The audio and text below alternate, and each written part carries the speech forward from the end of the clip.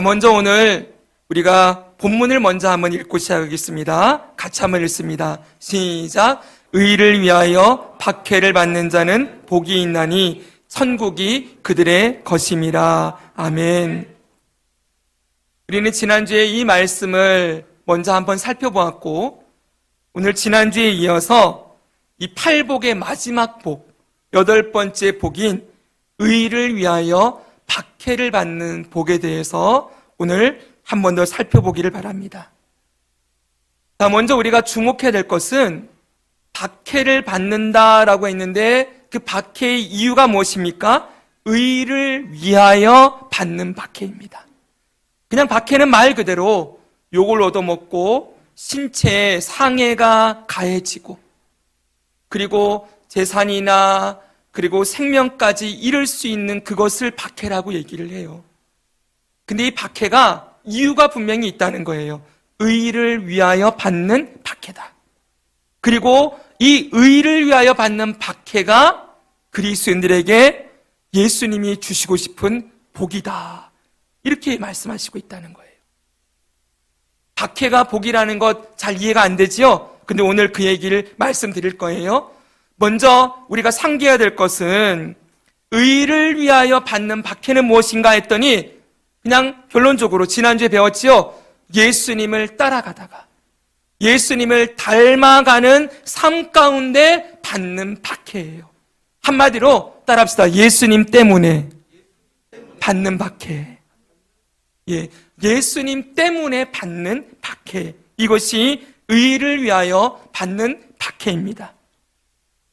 성도는 예수 그리스도로 말미암아 의롭게 된 사람, 칭의를 받은 사람이라고 가르쳐주고 있습니다.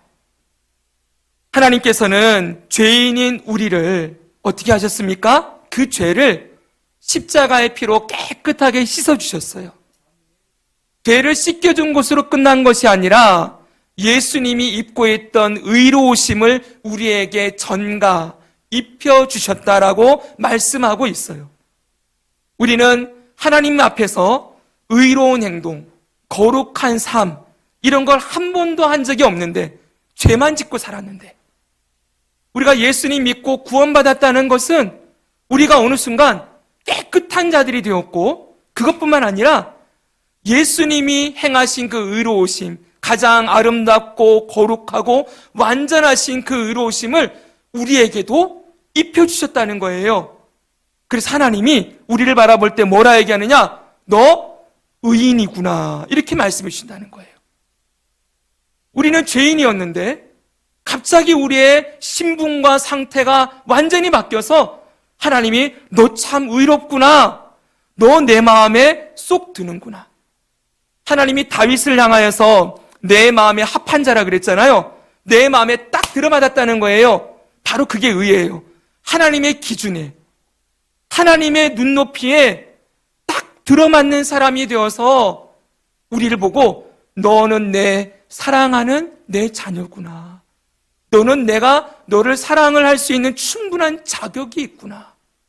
너는 의롭구나, 깨끗하구나, 아름답구나 말씀해 주신다는 거예요. 놀라운 일이죠, 여러분. 근데 이게 우리의 행위로 얻은 게 아니라는 거예요. 모두 예수 그리스도의 십자가의 공로다. 그러니까 여러분 늘 기억해야 돼요. 예수님이 십자가에서 하신 일은 우리의 죄를 씻어주신 것만 한 게 아니에요. 그것만 얘기하면 안 돼요. 예수님의 의로우심까지 우리에게 입혀주셨다라는 것까지 얘기해야 돼요. 아셨죠, 여러분? 예수님의 의로우심을 우리에게 입혀주셨다. 그래서 하나님이 우리를 사랑하실 수 있는, 하나님이 우리를 용납하실 수 있는 근거까지 예수님이 선물로 주셨다는 거예요. 늘 말씀드립니다. 오늘 우리가 드리는 예배를 하나님이 너 참 네가 드리는 찬양이 내 마음에 너무 기쁘구나라고 하실 수 있는 이유 무엇입니까? 우리의 찬양이 100% 우리의 마음을 다 들여서 한 찬양이기 때문에가 아니라는 거예요. 제가 질문 던집니다. 여러분 지금 예배 시작한 지 지금 한 40분 지났거든요. 이 40분 동안 딴 생각 하나도 안 하셨습니까? 찬송할 때 여러분 마음을 100% 들여서 찬양했습니까? 여러분이 드린 예물에는 정말 주님을 향한 믿음의 고백이 100% 담겨져 있겠지요? 네. 보십시오. 우리는 예수님의 구원받은 하나님의 자녀라고 하지만은 아직도 허물이 많고 너무 연약하고 모자람도 많고 부족한 존재들이에요. 근데 하나님이 우리를 보면서 눈에 콩깍지가 씌워진 것처럼, 야, 너 부르는 찬양 참 듣기 좋구나. 네가 드리는 예배 내가 참 마음이 너무 기쁘구나. 내가 너를 얼마나 사랑하는지 모른다라고 하면서 그 사랑과 은혜를 지금도 이렇게 풍성하게 부어주시는 이유는 무엇입니까? 내가 잘한 게 아니고 우리에게 예수님의 의로우심이 입혀져 있다는 거예요. 그러니까 모든 것은 예수님 때문이에요. 오늘 우리가 어린 양 찬양하리 찬양했죠, 여러분? 내 평생 예수님 한 분으로 충분해요. 여러분, 제가 눈물이 났어요. 거기서 터졌어요. 여러분, 예수님 그분이 우리의 인생에 있어서, 우리의 구원에 있어서 결정적인 분이고, 지금도 그 예수님이 우리의 신앙의 가장 중심이에요, 여러분. 이 예배도 예수님 때문에 드릴 수 있는 것이고, 우리가 하나님의 사랑도 예수님 때문에 받을 수 있는 것이고, 우리의 기도와 찬양이 하나님께 올라갈 수 있는 것도 중보자 예수님이 살아 계시기 때문입니다. 그 예수님 때문에 우리가 이 자리에 있는 것이지요. 아무튼 하나님은 그 예수님을 통해서 우리에게 그 의로움을 주시기를 기뻐하셨다는 거예요. 그래서 성경은 말씀합니다. 죄인이 변하여 의인이 되었다. 의롭다 하심을 받았느니라 라고 하면서 선포를 딱 해버려요. 이제 더 이상 죄인이 아니라 의인이라는 거예요. 할렐루야. 옆에 말씀하겠습니다. 당신은 의인입니다. 할렐루야. 아멘. 더 이상 죄인이 아닌 의인이라 칭함을 받게 하셨다는 거예요. 근데 중요한 건 우리가 예수님의 의로우심을 이렇게 입고 있어요. 근데 어떻습니까? 우리가 그 예수님의 의의 옷을 입었으면은 이제 그 옷에 걸맞게 살아야 되겠지요. 그렇죠, 여러분. 예수님의 옷을 입었으니 이제는 예수님처럼 살아야 된다는 거예요. 내가 예전에 나의 옷만 입고 있을 때는 내 멋대로 살아도 됐어요. 근데 더 이상 이제는 그럴 수 없어요. 예수님의 의로우심을 입혀놓았으니 이제 그 예수님의 의로우심을 닮은 말, 예수님의 의로우심을 닮은 행동, 즉 말하면 예수님처럼 말하고 예수님처럼 행동하고 그 예수님처럼 살아가는 삶의 모습으로 변화되어갈 숙제가 우리에게 남아있지요, 여러분? 그렇죠, 여러분? 근데 중요한 건 그 변화도 누가 일으켜주세요? 그걸 할 수 있도록 성령을 보내주셨다는 거예요. 아멘? 우리 힘으로는 그 옷을 입혀놓고 이제부터 한번 생각해 보세요. 맨날 죄만 짓던 사람에게 깨끗한 옷을 입혀놓고 너 이제부터 의롭게 살아라 그러면 그게 되겠습니까? 맨날 입으로 욕을 달고 살던 사람에게 너 이제부터 너 깨끗한 옷 입혀놓을 테니까 이제는 욕하지 말고 살아? 그런다고 욕이 안 나와요? 죄의 습관이 남아있죠. 내 멋대로 살았던 죄의 습관이 있는데 그 죄의 습관을 다스리고 죄의 소욕을 따라 살지 아니하고 예수님을 따라 살 수 있도록 우리를 가르쳐 주시는 분. 뭐가 진리이고 뭐가 거짓인지, 뭐가 하나님이 기뻐하시고 뭐가 하나님이 미워하시는 죄인지를 이제 판단해 주시고 우리를 가르치시고 인도해 주시는 보혜사 성령님을 선물로 주셨다는 거예요. 그래서 모든 그리스도인들은 성령님의 인도하심을 따라 살도록 되어 있어요. 이제는 브레이크가 생기는 거예요. 제가 늘 말씀드리죠. 이제는 내 멋대로 못 살아요. 예수님의 옷을 입혀놓고 예수님이 영이신 성령을 보내주셔서 너는 이제 나처럼 살아라 라고 말씀해 주시고, 나처럼 못 살 것 같은데, 나는 예수님처럼 못 살 것 같은데 예수님처럼 살 수 있도록 인도해 주시는 성령님이 우리 안에 살아 계신다. 여러분, 이것도 은혜 아닙니까? 내 힘으로 안 되는데 누가 해주세요? 하나님이 해주신다는 거예요. 그런데 하나님이 해주실 때 분명한 건 우리의 결단과 의지도 필요하다고 말씀드렸죠. 성령이 이끌어 가시는데 나는 안 할래요. 나는 싫어요. 내 멋대로 돌아가려고 하고 주저앉아 버리려고 하는 우리의 악한 이 죄성이 남아있죠, 여러분. 네. 그럴 때 여러분 마음을 들여서 회개하는 거예요. 하나님, 제가 아직도 제 멋대로 살고 싶어 합니다. 제가 구원받아서 하나님의 것이고 내 안에 예수님이 계시는데 내가 아직도 내 마음대로 하고 싶어 합니다. 이 악한 죄성을 다스려 주시옵소서. 이 죄의 길을 가지 않도록 나를 붙들어 주옵소서. 악한 말을 하려고 할 때 마음에 여러분 거짓된 것, 음란한 것, 더러운 것들이 나오려고 할 때마다 하나님 이것을 멈추어 주시옵소서. 이 죄에게 지지 않고 이길 수 있도록 힘을 주십시오 라고 결단하고 돌이키는 회개의 기도, 회개의 삶이 계속 필요한 것입니다. 여러분, 지난 한 주간 어떻게 지내셨습니까? 여러분의 삶에 성령의 인도하심이 있으셨지요? 여러분 마음대로 못 사셨지요? 그래도 여러분 안에서 들려주시는 성령의 인도하심, 여러분의 마음대로 하지 않도록 이끌어주시는 성령의 이끄심이 분명히 있으셨을 줄 믿습니다. 그게 우리가 구원받았다는 증거예요. 그래서 중요한 건 우리는 세상 사람들과 다를 수밖에 없어요. 왜요? 세상 사람은 그 안에 자기만 있거든요. 철저하게 자기만 살아있거든요. 근데 그리스도인들은 우리 안에 예수님의 영이신 성령님이 살아계시기 때문에 다르게 살 수밖에 없다는 거예요. 근데 바로 이게 박해의 이유가 된다는 거예요. 우리가 예수님을 따라가려고 하고 예수님을 닮아가려고 하고 세상과 다른 길을 가려고 할 때 세상은 그걸 그냥 내버려 두지 않는다는 거예요.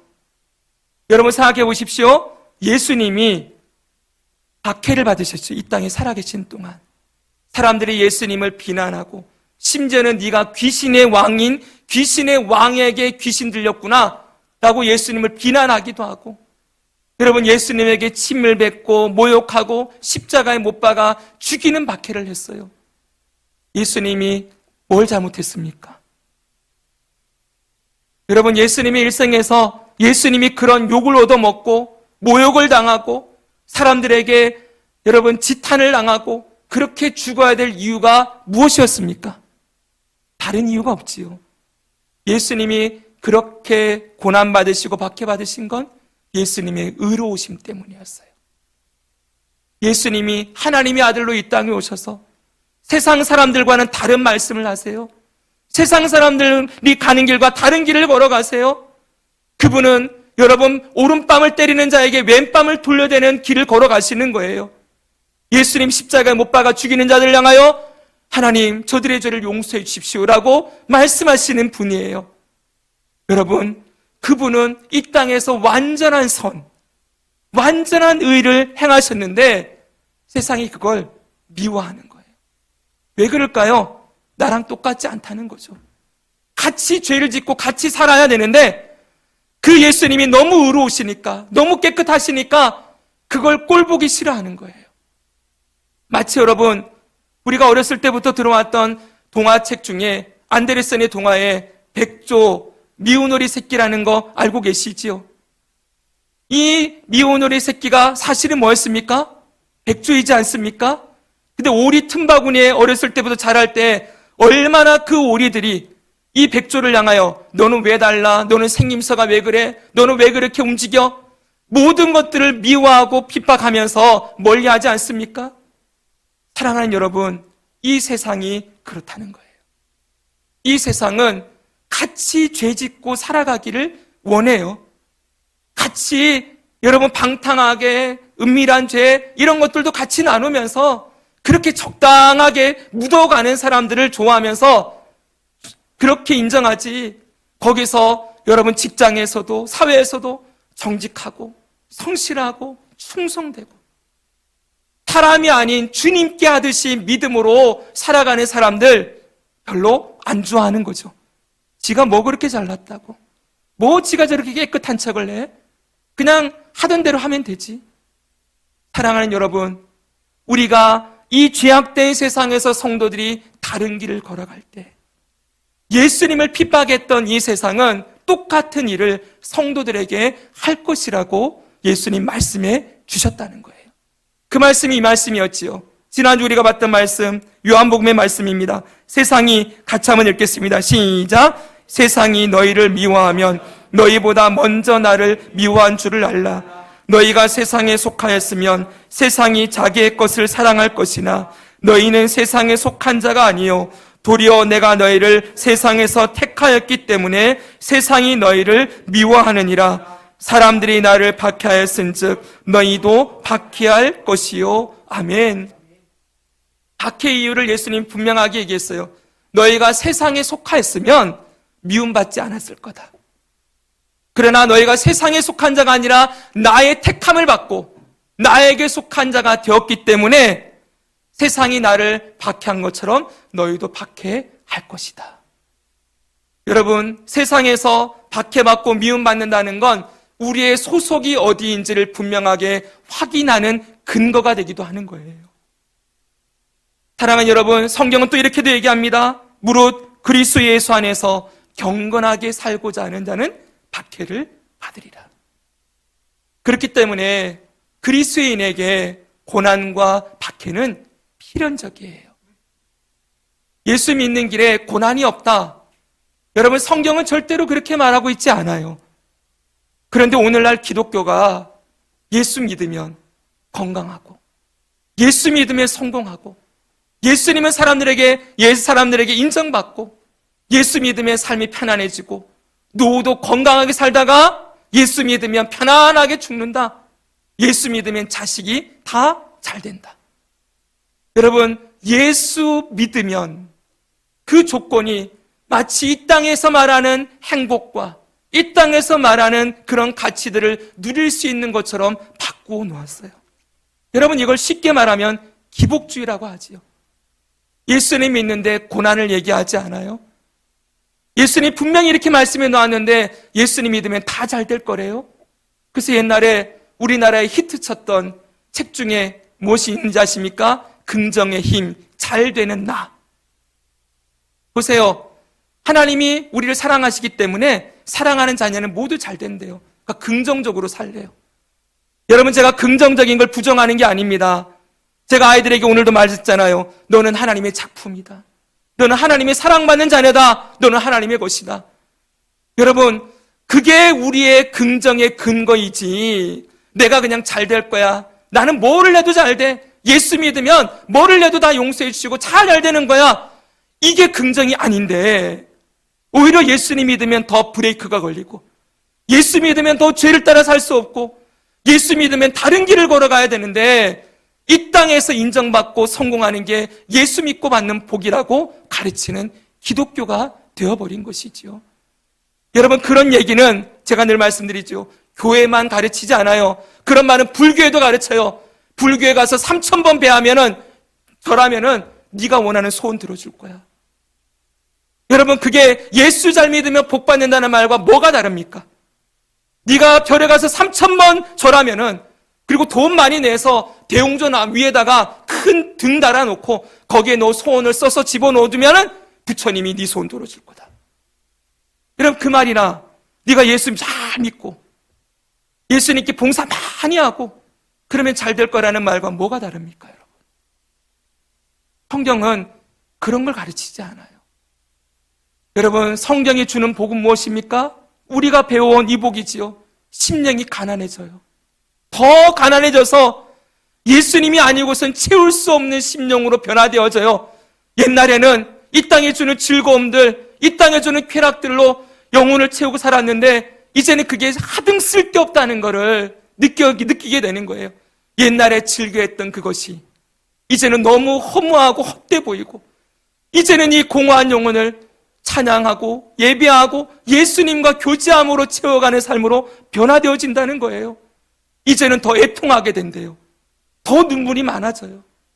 하나님의 은혜에 감사해서 나 같은 죄인을 살리신 예수님 때문에 눈물이 나오고, 여러분 아직도 예수님 믿는다고 하면서 죄 짓고 있는 내가 너무나도 이 죄 보여서 이런 나를 구원해 주신 하나님의 은혜에 감사하며 이 죄를 이기기 위한 눈물이 나오고, 죄악된 세상에 아직도 예수님을 알지 못하고 죽어가는 영혼들 바라보면서 옛날에는 같이 밥 먹고 같이 시간을 나누고 교제하는 것으로 끝났다면 이제는 걔를 보면서 기도가 나오기 시작하는 거예요. 하나님, 저 영혼 어떡합니까? 여러분, 이제는 예수님 모르고 살아가는 우리 부모님들이 눈에 보여요. 옛날에는 이 땅에서 좋은 옷 해드리고 좋은 용돈 드리고 이걸로 다 되는 것처럼 여겼지만 이제는 예수 믿고 나니 정말 영생의 가치가 모든 것을 다 바꾸어도 결코 바꿀 수 없는 영원한 가치, 그 주님이 주시는 생명을 우리 부모님들이 얻었으면 좋겠다. 부모님 생각하면서 눈물이 나오는 거예요. 애통하는 자가 되어지지. 사랑하는 여러분, 그렇게 바뀌어지는 거예요. 무조건 잘 되고 무조건 행복하고 무조건 기쁘고, 여러분 그렇지 않아요. 그렇게 울며 심령이 가난해지며 그렇게 살아가는데 그 영혼이 채워져요. 의에 줄이고 목마른 자는 배부를 것이며, 그 영혼을 주님이 채워주시기 시작하는 거예요. 그래서 주님과의 만남 가운데 세상에 줄 수 없는 평안, 세상에 줄 수 없는 기쁨, 세상에 줄 수 없는 위로를 경험하면서 주 예수보다도 귀한 것은 없네, 이 세상 부귀와 바꿀 수 없네. 여러분, 이런 고백들이 나오면서 어린 양 그분 하나로 충분해요.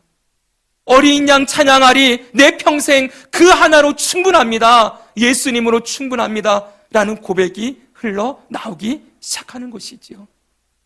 이게 정말 예수님이 믿는 자들에게 주고 싶어하는 복이라는 거예요. 사랑하는 여러분, 가끔가다 TV에 연예인들이 나와서 트로피를 수상하면서 나는 이 트로피 받게 하신 하나님께 영광을 먼저 돌립니다, 이런 고백들을 하는 거 우리 많이 볼 수 있어요. 유튜브를 봤더니 연예인들이 그렇게 고백한 수상소감만 한 몇 분짜리를 만들어서 연속으로 틀어주더라고요. 사람들을 보면서 저 사람도 예수님 믿었네, 저 사람도 예수님 믿네, 그러면서 여러분 영광을 돌리는 것처럼 얘기를 합니다. 그렇죠? 근데 여러분, 그게 이 땅에 예수 믿고 복받고 예수 믿고 성공한다는 성공주의 함정이라는 것도 생각해야 돼요. 조금만 들어보십시오. 예전에 제가 담당했던 교회 청년부에서 오랫동안 직장이 없어서 고생하는 친구가 있었어요. 그 아이를 위해서 함께 기도하면서 이렇게 주님이 길을 열어주시기를 기도했어요. 근데 어느 날 이 아이가 면접을 봐가지고 금융권에 은행에 취직이 된 거예요. 그래서 너무 기뻐하고 이 아이가 하나님께 감사하고 그랬어요. 제가 젊을 때에 여러분, 그 친구를 간증을 시켰어요. 앞에 나와서 여러분, 이 친구가 간증을 하는데 제가 그토록 오랫동안 기도하고 주님께 간구했더니 주님이 길을 열어주셔서 이 자리까지 인도하셨습니다. 저는 그 간증이 너무 은혜롭고 너무 좋았어요. 근데 여러분, 그 간증 이후에 몇몇 친구가 저를 찾아왔어요. 목사님, 그럼 저는 뭡니까? 저 친구는 기도해서 하나님이 저 금융권에 취직하게 하셨는데 아직도 주님 앞에 기도하며 기다리고 있는 저는 뭡니까? 저는 하나님이 안 사랑해 주는 겁니까? 저 친구만 사랑해 주는 겁니까? 여러분 보십시오. 이 땅에 그 영광의 트로피를 한 번도 받지 못하고 이름도 없이 빛도 없이 사라져간 수많은 그리스도인들이 있지요. 여러분, 평생 한 집안에서 믿지 않는 남편 때문에 평생 고생하면서 예배드리다가 맨날 얻어맞으면서 핍박받으면서 자녀들 눈물로 기도해서 길러내다가 결국은 그 남편 교회에 데리고 나와서 믿음 생활하게 하고 그렇게 살다가 주님 앞에 가신 수많은 우리들의 여러분 선조들은 어떻게 되는 겁니까, 여러분? 그분들의 인생은 값이 없는 겁니까? 여러분, 그분들의 인생에는 영광이 없는 겁니까? 아니죠, 여러분. 그렇게 생각하면 안 된다는 거예요. 하나님이 말씀하시는 복은 물론 여러분 우리에게 뛰어난 지혜를 주시고 재능을 주셔서 날보다 뛰어나게 하실 수 있어요. 그러나 여러분 그때에만 하나님이 영광을 노래할 것이 아니라 찬양할 것이 아니라 그 다음 봐야 돼요. 그가 나락에 떨어졌을 때 실패하여 쓰러져 있을 때에도 저는 여전히 주님을 사랑합니다. 주님이 나를 여전히 사랑하시는 것을 내가 믿습니다. 그 고백이 나와야 진짜 그가 예수 믿는 복이 무엇인지를 아는 사람인 거예요. 제 말이 맞죠, 여러분? 근데 그 고백은 사람들이 안 들으려고 그래요. 어느 목사님이 그랬어요. 교회에서 간증을 시켰대요. 이 장로님이 한 번 와가지고 막 간증을 하는데 자기가 정말 힘들었던 얘기를 하고 나중에 정말 잘 돼가지고 성공한 이야기를 막 간증을 했어요. 이 목사님이 뒤에서 너무너무 힘들었대요. 그 간증을 들으면서. 왜냐하면 제가 가졌던 그 마음 똑같은 거예요. 그래서 나중에 밥을 먹으면서 이 장로님과 얘기를 하는데 그분이 그러더래요. 목사님, 제가 얼마나 힘들었는지 아세요? 제가 잘된 것만 얘기해서 그렇지 제가 얼마나 쓰러지고 고생하고 한 거는 얘기를 안 했어요. 그 목사님이 그분한테 그랬대요. 장로님, 그 얘기해 주셨어야 됩니다. 예수 믿는 길에 얼마나 어려움이 있는지, 얼마나 믿음으로 살다가 고난을 당했는지 그 얘기해 주셨어야 되는데 여러분 그런 얘기는 다 빼놓고 예수 믿고 잘 되고 예수 믿고 성공한 이야기만 하는 거예요. 왜요? 그게 인기 있으니까. 그게 사람들이 듣고 싶어하는 얘기니까. 그런데 여러분 그런 이야기가 얼마나 큰 함정이 있습니까? 여러분 그런 사람들은 그렇게 하는 높이시는데 비교가 되죠. 우리는요. 그럼 나는 뭐예요? 그러면서 더 열심히 믿어야 된다고 생각해요. 꼭 그런 걸 가르치는 분들이 어떻게 합니까? 네가 믿음이 부족해서 그래. 더 열심히 충성 안 해서 그래. 저분 봐. 모든 걸 드렸잖아. 그러니까 너도 열심히 충성해서 그렇게 가야 저분이 받는 복을 너도 받는 거야. 이러면서 사람들을 몰아가기 시작하는 거예요. 그래서 여러분 교회 안에 많은 목회자들이 그냥 모든 걸 때려붓게 만들어요. 교회 안에다. 자기 시간, 자기 모든 걸 다 때려붓게 만들어서 그 복 받는 비결 그래서 헌신해라, 충성해라 이렇게 가르치는 거예요. 여러분 얼마나 잘못된 이야기들입니까? 여러분 예수 믿는 길에 그런 것만 하나님이 주시는 복이라고 얘기하고 우리가 예수님 믿고 따라가다 보면 우리는 복 못 받은 사람이에요. 우리보다 잘난 사람이 얼마나 많습니까? 우리보다 더 뛰어난 사람들이 얼마나 많습니까? 여러분 평생 이렇게 한 가정에서 믿음 지키고 이 작은 교회에 섬기고 그냥 자녀들 믿음으로 길러내는 우리 자매들의 삶은 그럼 뭡니까 여러분? 여러분 그게 하나님이 그런 인생을 복 못 받은 인생이라 말하지 아니하시고 성경이 말하는 복은 심령이 가난함을 배부르게 해주시는 복, 애통하며 울고 있을 때 위로해 주시는 복, 긍휼히 여기며 살아갈 때 하나님의 긍휼하심을 입으며 살아가는 복. 여러분 그 복으로 우리의 영혼을 채우시겠다고 약속하십니다. 사랑하는 여러분, 주님을 따르는 길에 분명히 고난 있습니다. 예수님 분명히 얘기했어요. 내가 고난 받았으니 너희도 고난 받을 것이다. 예수님이 가신 길 우리도 똑같이 걸어가야 합니다. 그러나 이게 끝이 아니지요. 우리가 그 박해를 받는 것이 의를 위하여 박해를 받는 자는 복이 있나니 라고 분명히 가르쳐 주셨어요. 그게 진짜 복 받는 삶이래요. 왜냐? 뒤에 보니까 하늘에서 상이 크대요. 그리고 여러분 의를 위하여 박해를 받는 번자는 복이 있나니 천국이 그들의 것이며 하나님이 그 삶에 늘 임재하시고 하나님이 그 삶을 통치해 주시고 그 삶을 채워주시는 복을 누리게 된다라고 말씀하고 있어요. 세상에서는 박해를 당하는데 하나님 안에서는 하나님이 위로해주고 아이고 내 아들아 내 고생했구나 늘 품에 안아주고 내가 너 끝까지 함께 할 거야. 내가 너를 지명하여 불렀나니 너는 내 것이라. 그러면서 끝까지 하나님의 보호와 위로를 받는 천국을 소유한 복을 주시겠다고 약속하시는 거죠. 여러분 이건 억만금을 줘도 못 사는 거예요. 이런 위로, 이런 평안, 이런 기쁨은 이 세상에 어느 곳으로도 얻을 수 없는 진정한 이게 복이라는 거예요. 사랑하는 여러분, 우리는 이미 이 복을 받도록 우리를 불러주신 구원의 은혜를 입은 자임을 믿습니다. 여러분, 이 복이 우리 평생 함께 할 거라고 약속했어요. 그러니 세상에서 조금 환난을 당하고 예수님 따르다가 고난 당한다고 실망하거나 낙심하지 말고, 하나님이 나를 사랑 안 해주나 보다, 여기서 또 내 죄의 문제가 드러나기 시작하죠. 내가 뭐 잘못해서 하나님이 나한테 이런 고난을 주시나. 여러분, 이런 생각 좀 내려놓으시기 바랍니다. 여러분, 어느 부모가 자식이 잘못한다고 그 잘못한 만큼의 매를 때리겠어요, 여러분? 어느 부모가 자식을 그렇게 대해요? 조금 잘하면 아이고 칭찬해주고, 조금 못하면 벌 주고. 여러분, 하나님을 너무 요만한 분으로 만들어서 우리 인간이 생각하는 하나님으로 여기지 마십시오. 여러분, 고난이 다가올 때, 어려움이 다가올 때 분명히 죄 때문에 받는 박해도 있지만 제가 말씀드릴 거예요.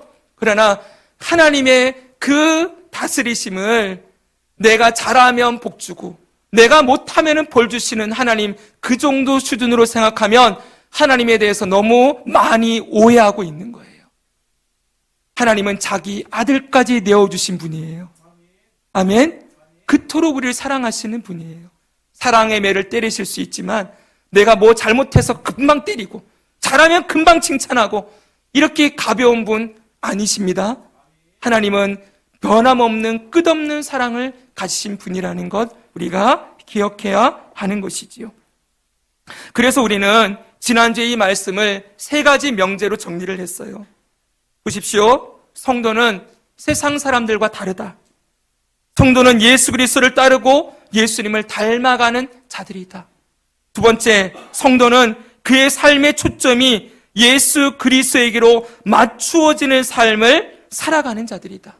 아멘이십니까? 삶의 초점이 예수님께 있어요. 근데 세 번째가 이것입니다. 같이 한번 읽겠습니다. 시작. 예수 그리스도를 따르고 닮아가는 성도의 삶에는 박해가 반드시 있다. 아멘. 자, 그런데 오늘은 이 말씀에 이어서 박해를 받는 복에 대해서 조금 더 살펴보고자 합니다. 오늘 말씀 전하다가 시간이 되면 그냥 끊겠습니다. 제가 그런 마음 먹었어요. 주시는 대로 전하고 너무 길어지면은 끊고 다음 주에 더 이어서 해야 되겠다는 생각을 주셔서 좀 편안하게 여러분들에게 오늘 말씀 전합니다.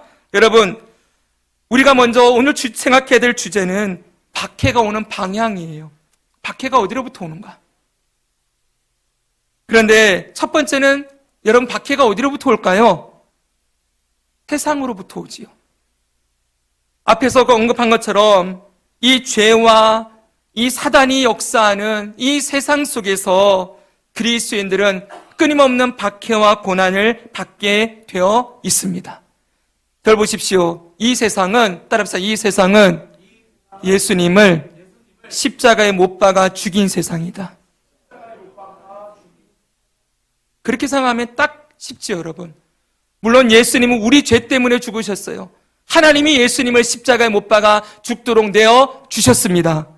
그런데 십자가에 못 박아 죽인 세상 이 직접적인 존재는 누구입니까? 이 세상에 예수님 미워하던 자들이었지요. 보십시오, 여러분.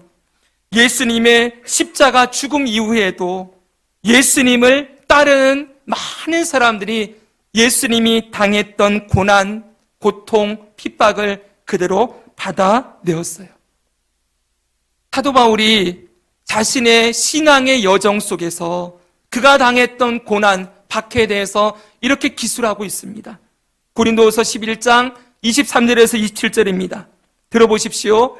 내가 수고를 넘치도록 하고 옥에 갇히기도 더 많이 하고 매도 수없이 맞고 여러 번 죽을 뻔하였으니 유대인들에게 40에서 하나 감한 매를 5번 맞았으며 3번 태장으로 맞고 1번 돌로 맞고 3번 파손하고 일주야를 깊은 바다에서 지냈으며 여러 번 여행하면서 강의 위험과 강도의 위험과 동족의 위험과 이방인의 위험과 시내의 위험과 광야의 위험과 바다의 위험과 거짓 형제 중에 위험을 당하고 또 수고하며 애쓰고 여러 번 자지 못하고 줄이며 목마르고 여러 번 굶고 춥고 헐벗 얻노라. 여러분, 여기에 이 목록들을 보십시오. 이게 예수님 믿은 이후의 바울의 삶이에요. 예수님 믿기 전에 바울은 어떠했습니까? 사람들이 전부 존경하는 사람이었어요. 가말리엘이라고 하는 그 당시 최고 유대 랍비의 제자로서, 직속 제자로서 그 길만 쭉 걸어갔으면 탄탄대로예요. 평생을 유대교의 랍비로 사람들의 존경과 인정을 받으며 좋은 것 먹고 좋은 것 입고 편안하게 그렇게 살다가 죽었을 거예요. 근데 그가 예수 그리스도를 나의 구주, 나의 하나님으로 믿고 예수님을 따라가는 삶을 살기로 결단하고 그 길을 가는 순간, 그때부터 이런 일이에요. 사랑하는 여러분, 여기 40에 하나 감한 매를 5번 맞았대요. 40대에서 한 대를 뺐다는 거예요. 왜 그런지 아십니까? 이 매를 40대 맞으면 죽으니까. 그래서 한 대 뺐다는 거예요. 그 고통의 매를 39번 맞는 매를 5번 맞았대요. 상상이 안 가죠, 여러분? 그래요. 여러분, 그런데 이 길을 바울만 간 게 아니라 그 이후로 예수님의 제자들, 그리고 여러분 기독교 역사상의 수많은 우리 믿음의 선배님들이 이 길을 걸어가셨어요.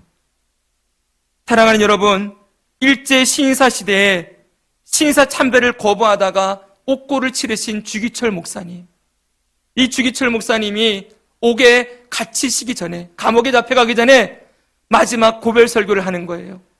그 고별 설교가 이것이었대요. 보십시오. 못합니다. 못합니다. 그리스의 신부로 일본 신사에 절하지 못합니다. 나는 어렸을 때 주 안에서 자랐고 예수 그리스도에게 충성을 10번, 100번 맹세했습니다. 드리리라, 드리리다. 이 목숨 하나만이라도 주님께 드리리다. 보십시오, 여러분. 이 믿음의 결연한 고백, 이 고백 뒤에 뭐가 있습니까? 감옥이 있습니다. 이 고백 뒤에 그 감옥에서 받는 고문이 있습니다.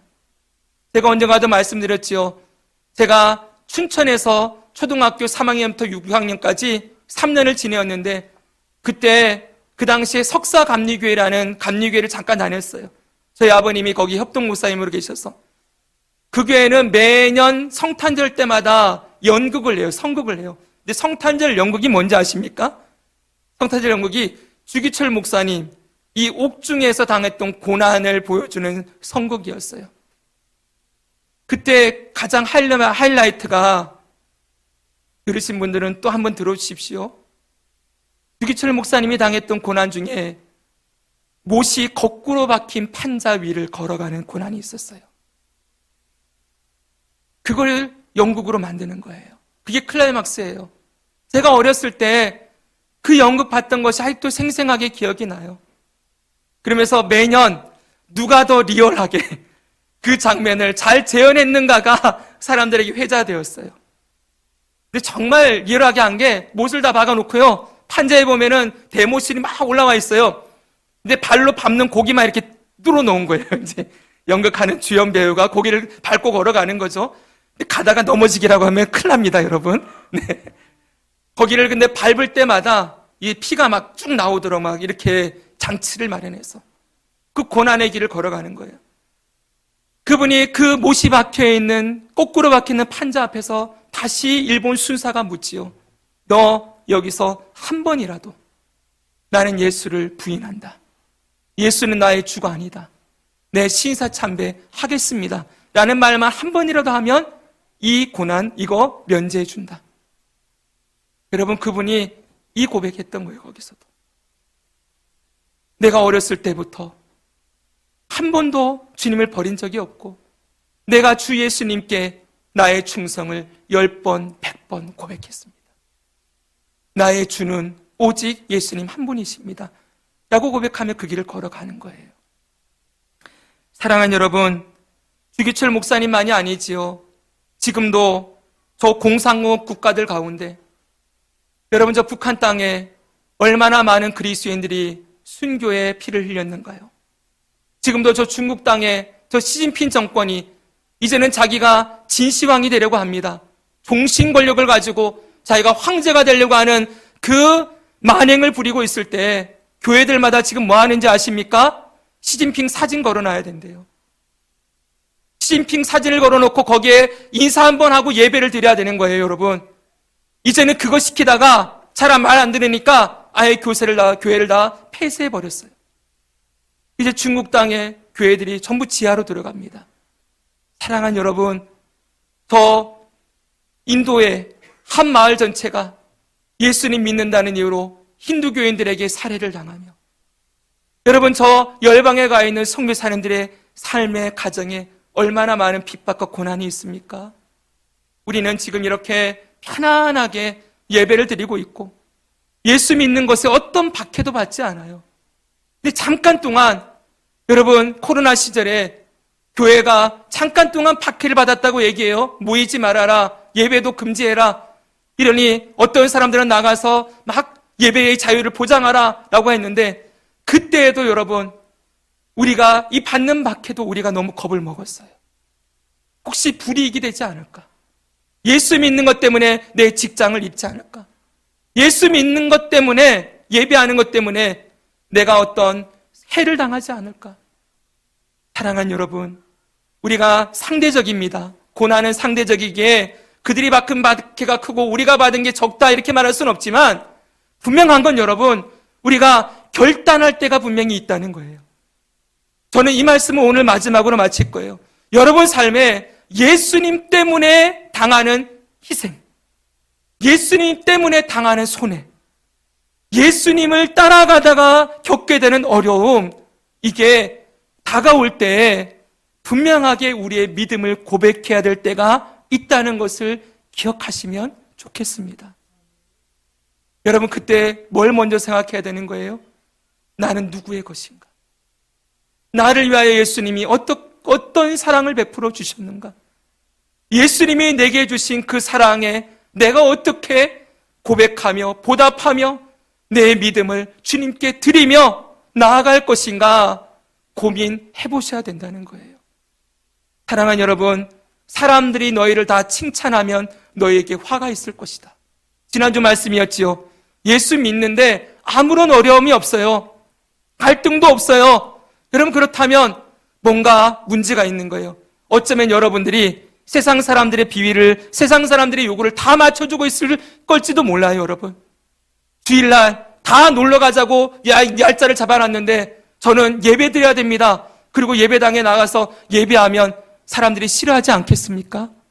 제가 아는 어떤 우리 집사님 부부, 권사님 부부는 놀러 갔다가 친구들과 함께 개모임에서 놀러 갔다가 그 여행이 화요일, 수요일까지 이어지는데 주일날 아침에 저희는 올라가겠습니다. 그리고 예배 올라왔대요.